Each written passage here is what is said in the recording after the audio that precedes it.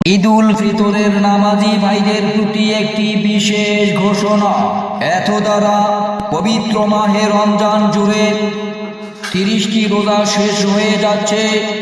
এখন পর্যন্ত যারা মাহে রমজানের রোজা না রেখে ভিন্ন অজুহাত দিয়ে সিপাই সাপাই অথবা পর্দার অন্তরালের হোটেল রেস্তোরাঁগুলোতে দিনব্যাপী খাওয়া দাওয়ায় মগ্ন ছিলেন এবং বিভিন্ন গ্যাস সহ অন্য অন্য অসুখের অজুহাত দিয়ে রোজা না রেখে এই পবিত্র রোজা থেকে বিরত ছিলেন, সেই সমস্ত মুসলমানদেরকে জানানো যাচ্ছে যে আপনারা দয়া করে পবিত্র ঈদ উল ফিতরের ঈদগাহ মাঠে আসবেন না, কারণ আপনাদের জন্য ঈদগাহ মাঠে না আসাই উত্তম।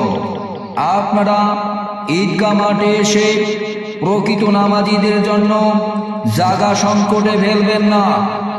আরেকটি কথা, আরও যদি কেউ সুদারু ঘুষারু কেউ থেকে থাকেন, সুদের টাকা দিয়ে গোস্ত পোলাও খেয়ে রোজা থেকে থাকেন, সেই সমস্ত মানুষদের প্রতি জানানো যাচ্ছে আপনাদের জন্য আজকের ঈদের নামাজ নয়। অতএব আপনারা ঈদের নামাজ থেকে বিরত রাখুন।